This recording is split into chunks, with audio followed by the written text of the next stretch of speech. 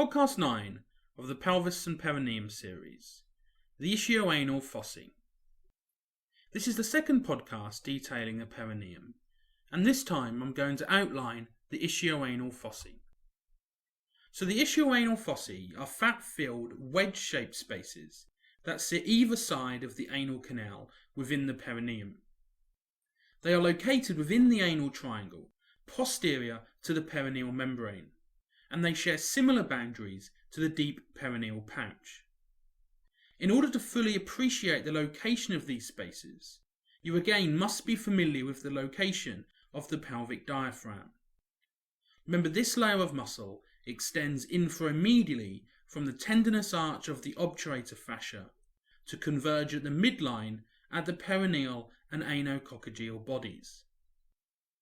So the boundaries of each ischioanal fossa are laterally the obturator internus and its overlying fascia, medially the external anal sphincter, and also the sloping wall of the pelvic diaphragm as it descends to blend with the external anal sphincter. These medial and lateral boundaries of each ischioanal fossa means that the superior limit is the junction of levator ani and the obturator membrane at the tendinous arch. As there is no perineal membrane to line the anal triangle, the inferior boundary is the perianal skin. Posteriorly, there is gluteus maximus and the sacrotuberous ligament, and anteriorly, the left and right pubic bones. This anterior boundary means that each ischioanal fossa extends anteriorly across the urogenital triangle to enter the deep perineal pouch superior to the perineal membrane.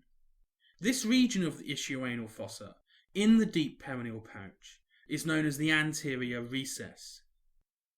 So from this description, it is clear to see the similarities between the deep perineal pouch and the ischioanal fossa, with the main difference being the absence of the perineal membrane inferiorly. Running along the lateral wall of each ischioanal fossa is the pudendal canal or canal of Alcock. This is a horizontal passageway within the obturator fascia, and it conducts the internal pudendal artery and vein, and also the pudendal nerve. This neurovascular bundle enters the canal via the lesser sciatic notch, inferior to the ischial spine. Shortly after entering the pudendal canal, the inferior rectal artery and nerve branch away and run medially towards the external anal sphincter and perianal skin.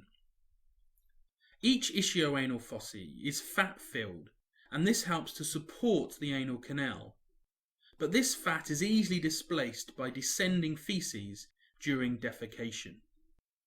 So in this brief podcast, I've detailed the boundaries and contents of the ischioanal fossa. In the next podcast, number 10, I'll look at the branches of the internal pudendal artery and pudendal nerve.